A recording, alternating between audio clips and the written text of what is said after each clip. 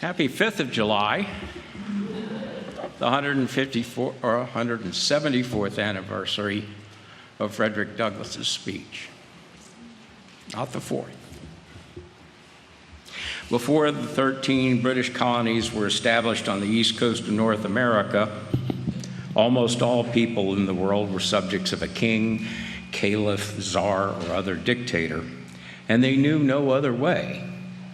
Britain was unique in that it had a parliament which had a role in the nation's affairs, but rediscovery during the Renaissance of the Roman Republic, Plato's Republic in Greece, ultimately led thinkers to believe that people could govern themselves. Meanwhile, in America, religious dissenters had established New England based on town halls where everyone had a voice.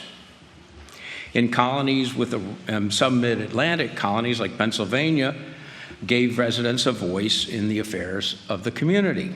In colonies with a royal governor, there were councils appointed by the king or the governor, but then they started creating representative bodies like the House of Burgesses in Virginia to provide representation, at least for the landed residents. Interestingly, colonists learned much from Native Americans whose tribal governments were basically democratic, and the Iroquois, whose confederation of tribes modeled a federal structure. When tensions arose with the mother country over a host of issues, like taxes to pay for the war with France and defense from the indigenous peoples displaced by the colonists, many colonists protested, and the king retaliated by suspending colonial representative bodies and imposing his own decrees and those of the parliament. At one point, after hostilities had begun, the royal governor of Virginia promised freedom to enslaved people working for colonial rebels. Ultimately, the 13 colonies decided that they needed to separate from England and adopted a declaration to that effect in 1776. The document stated their intent and set forth the reasons for separating, including some of the most consequential wording in world history, that we hold these truths to be self-evident, that all men are created equal, that they are endowed by their Creator with certain unalienable rights, that among these are life, liberty, and the pursuit of happiness, that to secure these rights, governments are instituted among men, deriving their just powers from consent of the governed. They went further and said that whenever any form becomes destructive of these ends, it's the right of the people to alter or abolish it, and to institute a new government, laying its foundation on such principles and organizing its powers in such form as to them shall seem most likely to affect their safety and happiness. For the first time in world history, people had articulated a right to govern themselves and throw off a government that abused them. This is indeed exceptional and worthy of celebration. Based on self-evident truths, the Declaration's wording is aspirational, with an expectation that America would improve over time. In 1936, Franklin Roosevelt remarked in a fireside chat, "I do not look upon these United States as a finished product. We are still in the making." Certainly apt in the midst of the Great Depression, but the idea of a nation in the making still resonates today as we measure the achievements and shortcomings of our democracy. When the Declaration of Independence was first read aloud in public squares, all those present understood that it applied to them. They were all entitled to liberty. This included many enslaved people yearning for freedom. Shortly after the Revolution, many African Americans petitioned the American government for their freedom. Their petitions were denied.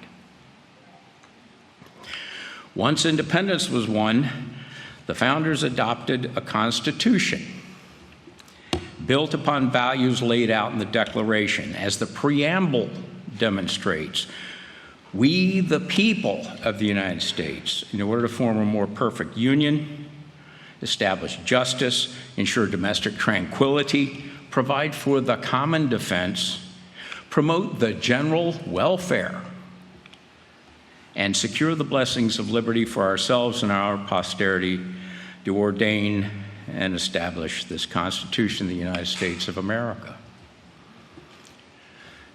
A constitutional scholar, Edward Chemerinsky, in his book, We the People, argues that the Constitution should be read as a living document, with its interpretation anchored in the foundational values articulated in the preamble. The preamble, quote, tells us that the Constitution exists to ensure that the national government has the authority to do everything that is part of creating a more perfect union and providing for the general welfare. That's the purpose of government. It states that the Constitution is meant to ensure justice and protect liberty. Now, the Declaration of Independence had 27 grievances against the king. One of the least was taxation without representation. But many of the corrections to those grievances against the king were incorporated into the Constitution, like trial by jury. However, the founders needed both slave and free states to form the national government, so they made some accommodations. We all have heard of the 3/5 clause, which for taxation and representation gave slaveholding states outsized power over the national government because they counted all white people and 3/5 of other people. They didn't use the word slave, but that's what they meant. They delayed the abolition of the slave trade until 1808, knowing it was evil, but they waited. And we know about the Fugitive Slave Act of 1852. It created a lot of problems just before the Civil War, but did you know there was a fugitive slave clause in the Constitution that said no one who is held to service or labor in one state escaping into another shall not be discharged from such service and labor, but shall be delivered up on claim of the party to whom such service or labor be due. And the first Slave Act was passed in 1793. They knew what they were doing. In his book, recent book, 2026, America, USA, How Race Shadows the Nation's Anniversaries, Princeton professor Eddie Glaude, Jr., describes how the promise of liberty for blacks was delayed, denied, ignored, and rejected multiple times in our history, especially when major anniversaries were being celebrated. Although a bloody civil war had ended in the end of slavery in the 1860s, Reconstruction was abandoned, leading to Jim Crow around the centennial in 1876. Later, after black troops served in World War I, they returned home to the lynchings of the Red Summer of 1919. And in the 20s, the KKK openly marched down Pennsylvania Avenue around the 150th anniversary. It's a pattern here. Then after the great advances of the civil rights movement in the 1960s, backlash began with the Nixon administration near the bicentennial. And now, after expansion of rights for women, Native Americans, LGBTQ+ folks, we celebrate the 250th anniversary as a populist MAGA movement now aims at dismantling all progress towards an inclusive, multiracial society. Dr. Glaude notes that the values of the Declaration and those accommodating slavery are, quote, irreconcilable, and show that a paradox exists at the heart of the nation. When the tension between these two features of the country become unbearably felt and known, white America risks everything, including the well-being of the country, to resolve it. The Civil War was just one deadly example of an unsettling truth. Donald Trump's ascendancy is another. Some people would rather destroy the country than face the doubleness that makes it what it is, end quote. So repeatedly in our nation's history, Americans of all kinds have celebrated the inspiring words of the Declaration while ignoring the fact that we have not lived into that promise. In order for us to implement the promise, we must first acknowledge the nation's continual refusal to take needed action. Not all Americans are ready to do this, especially many white, cisgender, Christian men. But we need to acknowledge that the majority of white Americans are too willing to backtrack on civil rights gains, to punish officials and others who remind us of our unfulfilled promise of equality. Since the Voting Rights Act passed in 1965, the presidential nominee of the party that made these laws has never won a majority of the white vote. We think we're in a post-racial time? Obviously not. Those of us who want to create a multicultural, diverse, beloved community must understand how dangerous it is to let this history continue to repeat itself. We are not in a post-racial time. We must understand how dangerous it is to let this repeat itself. We need to understand how important it is for us to act, to defeat those who would take dictatorial control of this country's government in order to perpetuate this dark history. We should remind our fellow citizens of the rights and liberties that our founders fought for. Freedom of speech, unbowed by officials' attempts to censor or silence them. Freedom of all religions and opposition to those who would impose theirs on everyone else. A press or journalists free from intimidation and censure by the government. The right of states to exercise their constitutional power to conduct elections, not the federal government. Freedom from wholesale searches and seizures, like happened in Minneapolis and many other places, without probable cause. And most importantly, a government that upholds the rule of law, not the whims of a dictator or a king. It often looks today like winning is impossible, but nothing is inevitable. The forces of oligarchy and autocracy would have us believe that their dominance is inevitable, when nothing could be further from the truth. Acting as if something is true is not the same thing as making it true. Bullies, you might have learned in elementary school, bullies are actually weak and cowardly, and opposition scares them. Those who have challenged the bullies in the courts, in the media, in the legislature, and on the public streets have often won the day. After all, the Constitution and the laws are on our side, no matter what the Supreme Court currently says.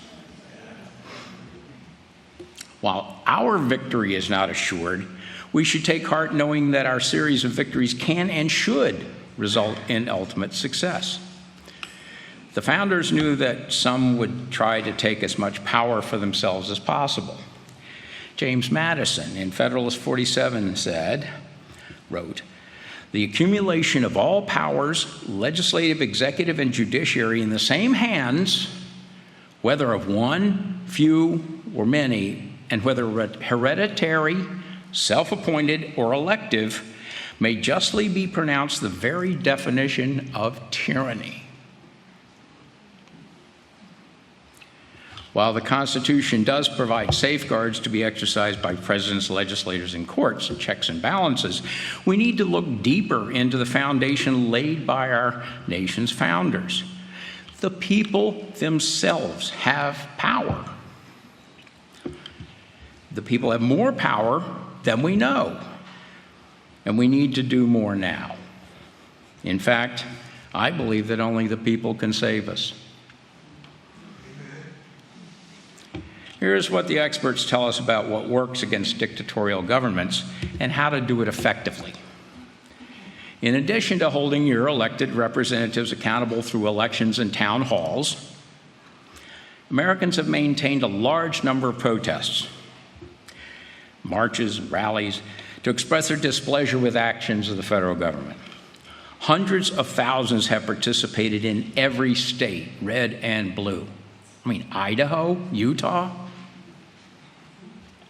These public events must continue if we hope to keep the pressure on elected leaders to change course. Historians have noted that authoritarian regimes have fallen when at least 3.5% of the entire population takes an opposing stand. And lots of resistance movements have succeeded with far less than that.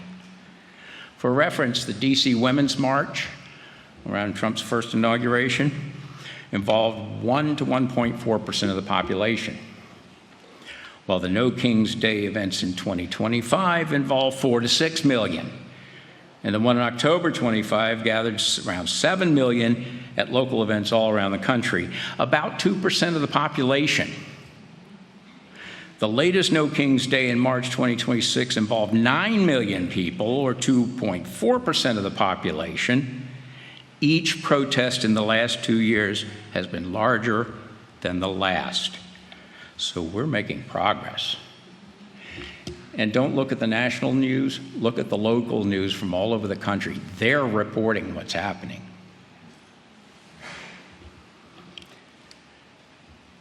If we hope to be effective in thwarting anti-democratic aims of the new federal regime, we need to understand that authoritarian leaders rely on key institutions and organizations that provide them with resources, legitimacy, and power needed to maintain control.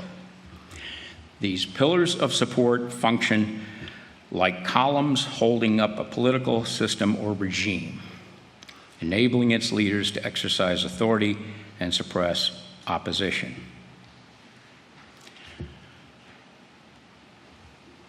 Going the wrong way. There we go. Authoritarian regimes rely on these pillars to enforce laws, collect taxes, manage resources, and sustain their power. If significant parts of these pillars stop supporting such regimes and instead back democratic movements, it can lead to regime change or weakening or collapse. There's a common saying that when the dictator tells his troops to fire on the people and they refuse, that's when he gets on a plane out of town. Pro-democracy movements focus on understanding the composition and incentives of each pillar. Those are not in the Constitution. That happens in addition to the Constitution. We engage key individuals within each of these pillars to shift loyalties away from authoritarianism, support broad social movements that pressure these pillars to withdraw their support, and utilize dialogue, protest, institutional actions, and targeted outreach to change incentives. As Timothy Snyder has written, it is institutions that help us preserve decency. They need our help as well. Do not speak of, quote, our institutions, end quote, unless you make them yours by acting on their behalf. Institutions do not protect themselves. They fall one after the other unless each is defended from the beginning. So choose an institution you care about, a court, a newspaper, a law, a labor union, and take its side.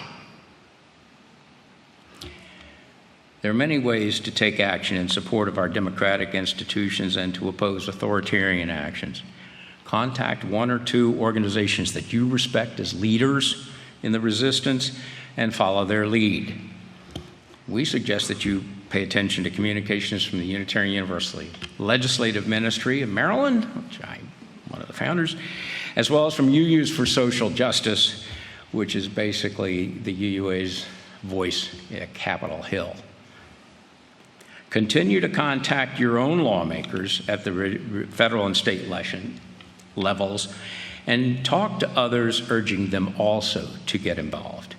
Remember, we're trying to grow the same democracy movement that the Founding Fathers started, and it is only the people who can save us.